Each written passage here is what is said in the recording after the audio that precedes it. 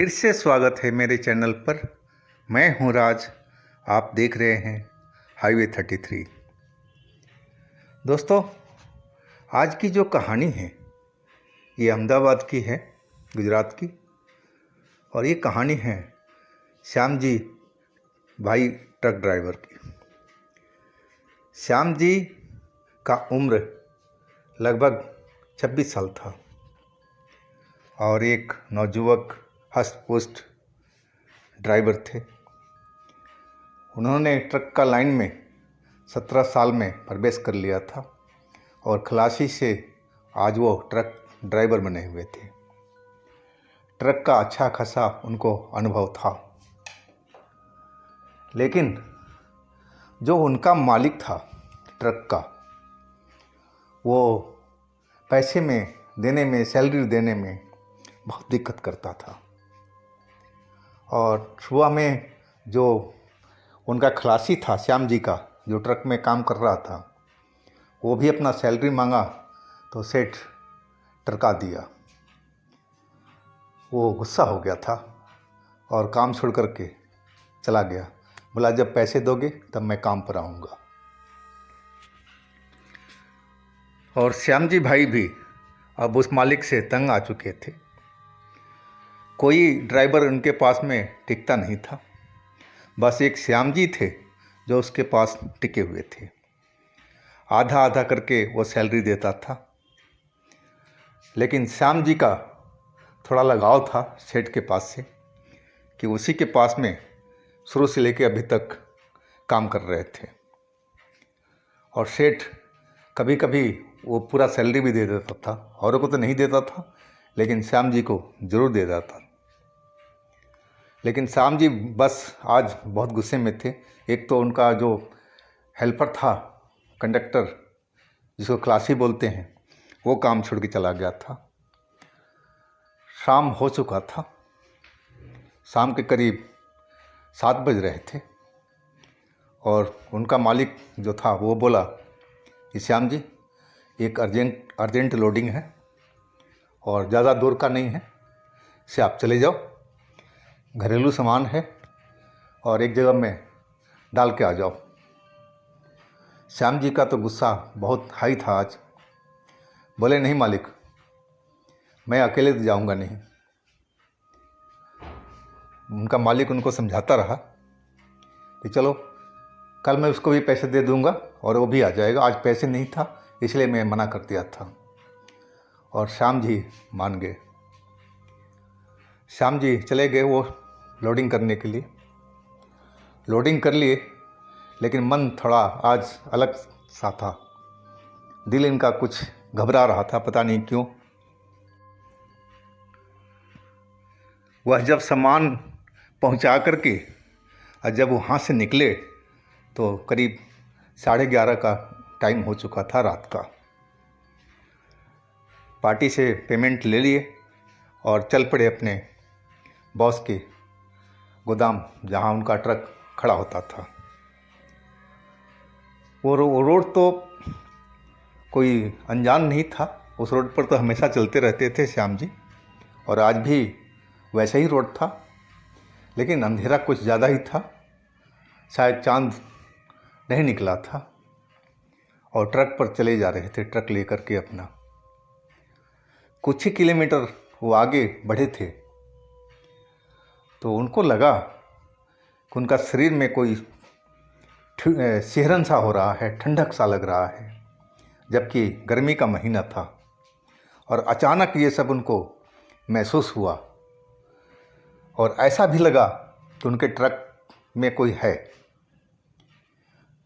Conductor seat के side में उन्होंने देखा, लेकिन ट्रक में तो कोई था ही नहीं, तो दिखाई कहाँ से पड़ेगा। लेकिन उनका दिल बार बार गवाही दे रहा था कि नहीं, कोई तो है इसमें। अब श्याम जी भूत प्रेत से तो डरते थे। शरीर के तगड़े जरूर थे और निडर थे, लेकिन भूत प्रेत से उनकी हवा खराब होती थी। बिल्कुल डर जाते थे बच्चे की तरह, और वही उनको डर लग चुका था। ऐसा लगा कि कोई बैठा हुआ है और उनकी तरफ देख रहा है। श्याम जी अपने मन में भगवान का नाम लेते हुए ट्रक चलाए जा रहे थे। थोड़े ही दूर चले थे, तभी अचानक रोड पर एक चमक सा दिखाई पड़ा, बहुत तेज रोशनी। और जब उनकी आंखें देखने लायक हुई, चौंधिया गई थी, तो देखा कि एक पुराना सा ट्रक रोड पर बीचों बीच खड़ा है। वो ट्रक के पास में जाकर के और हॉर्न मारने लगे, लेकिन ट्रक तो बिल्कुल जहाँ था वहीं खड़ा रहा। और अचानक कहाँ से ट्रक आ गया है कि पहले तो इनको पूरा रोड क्लियर दिखा था हेडलाइट की रोशनी में, और जब से वो चमक सी एक आई और उसके बाद में ये ट्रक नज़र आया था। वो ट्रक के पास में अपना ब्रेक लगा दिए और हॉर्न बजा रहे थे, डीपर का सिग्नल दे रहे थे, लेकिन वो ट्रक जैसे खड़ा था वैसे ही खड़ा था, वो हिल नहीं रहा था। श्याम जी समझ में नहीं आ रहा था कि अचानक ये ट्रक आया कहाँ से, लेकिन वो लगातार अपना हॉर्न बजा रहे थे। जब कोई उस हॉर्न को जवाब नहीं दिया, ना कोई ट्रक आगे बढ़ाया, ना साइड किया, तो श्याम जी नीचे उतर गए। नीचे उतर के ट्रक के पास में पहुँचे और ड्राइवर को बोलते, अरे कौन सा ड्राइवर है भाई, ट्रक तो साइड में कर लो, हमें आगे निकलना है, हमें लेट हो रहा है, आधी रात हो चुकी है। लेकिन जब वो ड्राइवर केबिन के पास पहुँचे तो देखा कि उस ट्रक में तो कोई है ही नहीं, पूरा केबिन खाली पड़ा हुआ है। वो दूसरी तरफ पहुँच करके देखे, उधर से भी पूरा केबिन खाली नज़र आ रहा था। आखिर ये ट्रक के ड्राइवर और कंडक्टर कहाँ गए, दोनों के दोनों? अभी वो अंदाज़ा ही लगा रहे थे, और तभी उनको पीछे से किसी ने कंधे पर हाथ रख दिया। बोला भारी आवाज़ में, भाई हमें ढूंढ रहे हो क्या? मैं इधर खड़ा हूँ। एकदम भारी आवाज़ थी और श्याम जी तो बिल्कुल डर गए बच्चों की तरह। अब मुड़ कर के देखा तो आंखें उनकी फटी की फटी रह गई।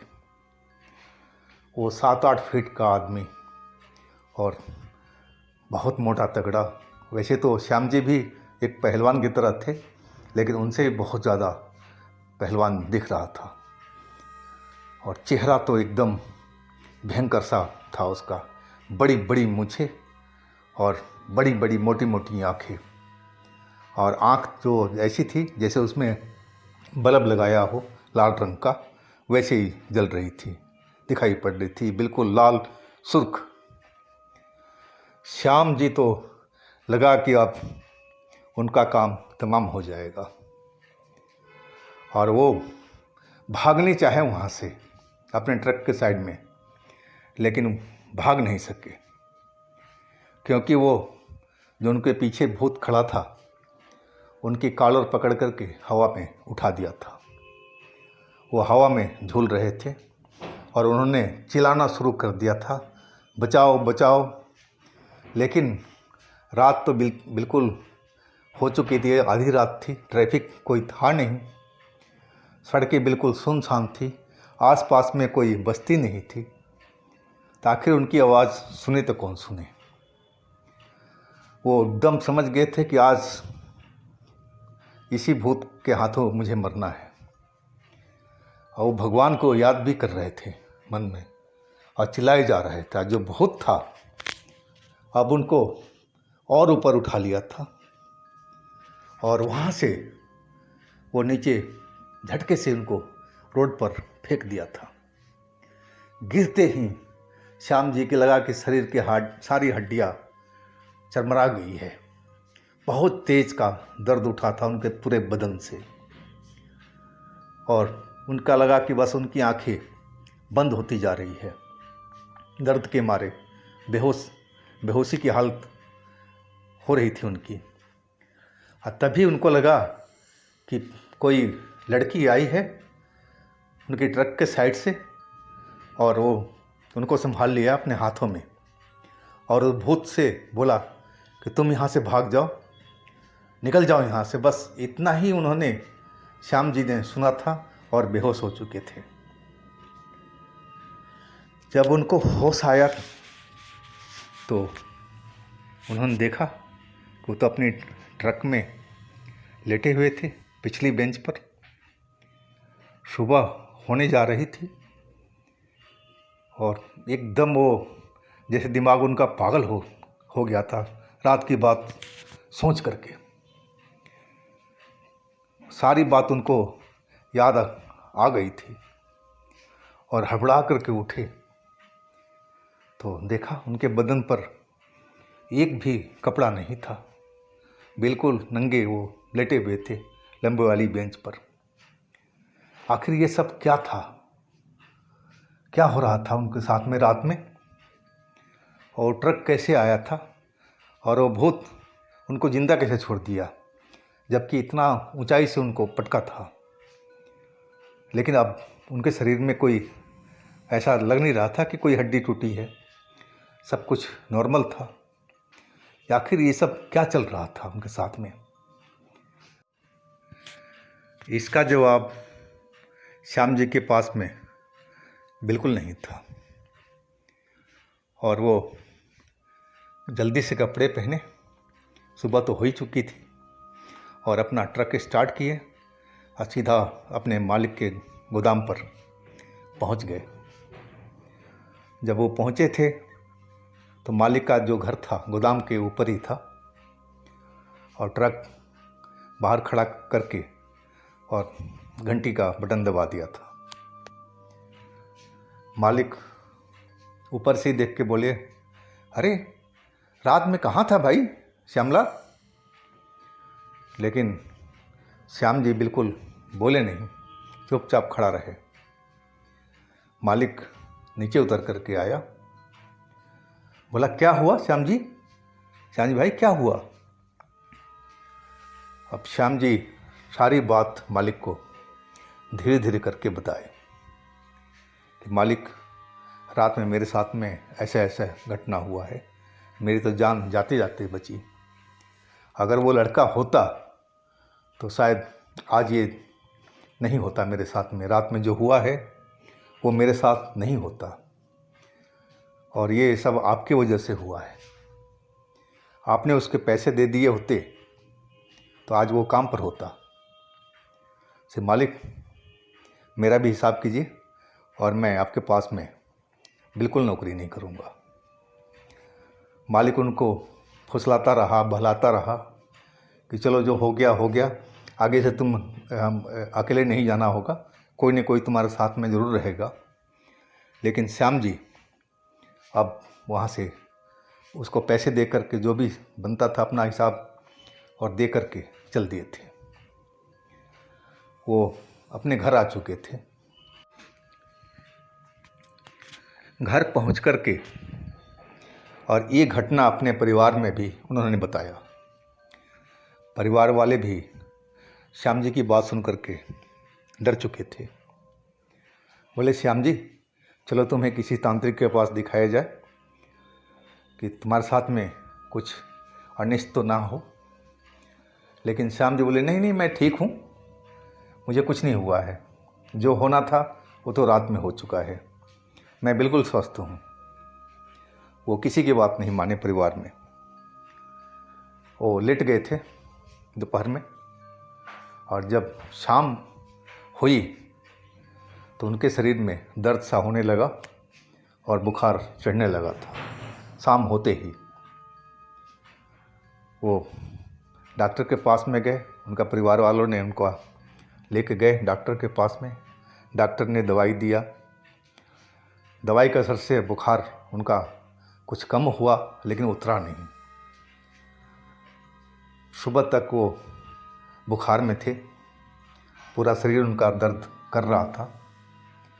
लेकिन सुबह जैसे ही किरण की लाली फैली थी, सारा दर्द और बुखार खत्म हो गया था। अभी वो काम पर नहीं जा रहे थे क्योंकि दूसरा काम अभी उनको मिला नहीं था। अब फिर वही शाम हुआ और शाम आते ही उनका शरीर दर्द करने लगा था और बुखार चढ़ गया था।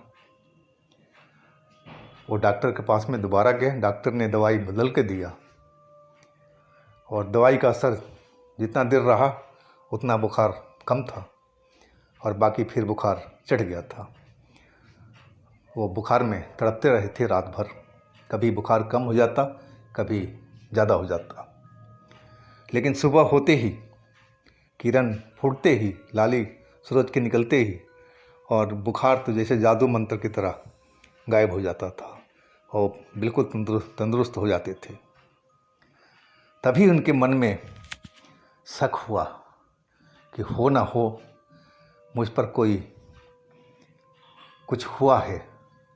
उस शक्ति ने जो मेरे साथ में ये सब किया है, सब उसी का कोई क्रियाकलाप मेरे ऊपर चल रहा है। तभी तो दिन में मैं सही रहता हूँ और रात में बुखार चढ़ जाता है। और फिर वो अपने परिवार के साथ में तांत्रिक के पास में गए थे और तांत्रिक को उन्होंने पूरा बात अपना बताया था।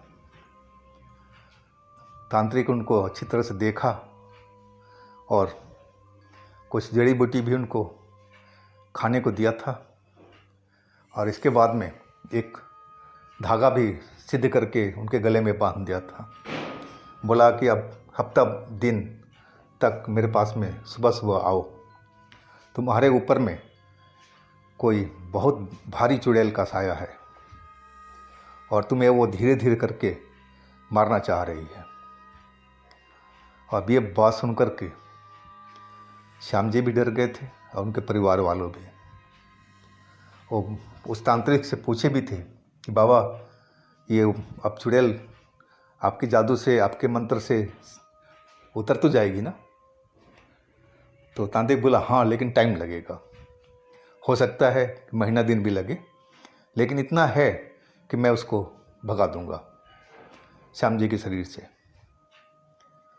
और वैसे ही इलाज उनका चलता रहा। लेकिन जब से वो धागा पहने थे, रात में उनका बुखार नहीं आ रहा था, लेकिन सपना ज़रूर बुरा बुरा आता था। जैसे कोई औरत, कोई लड़की उनको बुला रही है कि आ जाओ श्याम, आ जाओ श्याम। आवाज़ भी सुनाई पड़ती थी, लेकिन उस औरत का चेहरा साफ नज़र नहीं आता था। हर रात को उनको सपने आते थे। अब बुखार तो नहीं आ रहा था, लेकिन सपने ज़रूर आते थे। वो औरत उनको पार्क में बुलाती थी, कहीं रोड पर बुलाती थी, लेकिन वो जाते थे उसके पास में आवाज़ सुन कर के सपने में, और जब वो पहुंचते तो औरत वहाँ से गायब हो जाती थी। जब वो तांत्रिक के पास में गए, सारा सपना उन्होंने बताया, तो तांत्रिक बोला देखो टाइम तो लगेगा, लेकिन इतना ज़रूर है कि मैं सही कर दूंगा। अब वो जो चुड़ैल है जिसकी साया तुम्हारे ऊपर में है, अब वो तुमसे दूर रह रही है और चाह रही है कि तुम तांत्रिक के पास ना जाओ और उसके बस में हमेशा रहो। श्याम जी अब लगातार सुबह सुबह उस तांत्रिक के पास में पहुंच जाते थे। 1 महीने तक उसके पास में गए, तब जा कर के उस चुड़ैल से उनका पीछा छूटा था। वो बुजुर्ग तांत्रिक वाकई में एक तरह के सही मायने में तो तांत्रिक थे, और पैसा कौड़ी तो उनको लालच ही नहीं था। पैसा कौड़ी को महत्व ही नहीं देते थे वो। जब श्याम जी के परिवार वालों ने देना चाहा, बोला नहीं, पैसा नहीं चाहिए। अगर तुम्हें देना है किसी गरीब को दान दे दो, किसी अनाथ के अनाथालय में जाकर के दान दिया, मुझे नहीं चाहिए। मेरे हाथ में जो शक्ति है उसका मैं सही उपयोग करता हूँ, और मेरी उम्र ही कितनी बची है। तांत्रिक वाकई में 75 साल के आसपास दिख रहे थे। श्याम जी तो पूरे भक्त बन गए थे उस तांत्रिक के। वो दूसरी जगह भी ट्रक चला रहे थे, तो जब भी टाइम मिलता तो उस बाबा के पास ज़रूर पहुंच जाते थे फल फूल लेकर के, और बाबा मुस्कुरा के उनका स्वागत करते। बोलते, श्यामू ठीक है ना, अब तो सपने नहीं आ रहे, अब तो बुखार नहीं आ रहा ना। श्याम हंस देते, बाबा आप हो तो मुझे काहे का डर। बाबा बोले, अभी भी जो धागा है ना उसको अपने गले में ही रखना, निकालना नहीं बेटा। श्याम जी बोले, ठीक है बाबा। और फिर श्याम जी बाहर चले गए थे,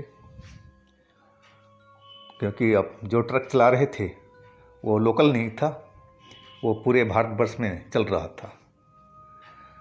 और जब वापस आए थे, उस बाबा के उस मंदिर पर गए थे, तो पता लगा कि बाबा इस जगह को छोड़ दिए हैं, कहीं तीर्थ करने गए हैं और दोबारा कभी वापस नहीं आएंगे। श्याम जी को गहरा धक्का लगा था कि जाते जाते बाबा को मैं दर्शन नहीं कर पाया, लेकिन वो तो जा चुके थे। लेकिन श्याम जी अब पूरी तरह से स्वस्थ थे। अब उनको कोई बुखार नहीं आ रहा था, ना कोई डरावनी सपने देख रहे थे। सब कुछ बाबा की कृपा से सही हो गए थे। वाकई उनके हाथ में जादू था, सब कुछ जानते थे वो। तो ये थी श्याम जी की कहानी गुजरात से। अगर आपके पास भी अपना कोई इस तरह का अनुभव है, एक कोई कहानी है, कोई आत्मकथा है, तो हमें इंस्टाग्राम पर या मेरे व्हाट्सएप नंबर पर ज़रूर शेयर कीजिएगा। मैं आपकी कहानी को ज़रूर बनाऊंगा। मेरे चैनल को सब्सक्राइब कीजिएगा, लाइक कीजिएगा, शेयर कीजिएगा और मेरे दूसरे चैनल पर भी विजिट कीजिएगा। इसका लिंक मैं नीचे डिस्क्रिप्शन बॉक्स में दे रखा हूँ। उसमें भी बहुत मज़ेदार कहानियाँ हैं, सुनकर के बहुत आपको आनंद मिलेगा। तो फिर दोस्तों, कल मिलते हैं एक नई कहानी के साथ में। आप अपना बहुत बहुत ख्याल रखिएगा। नमस्कार।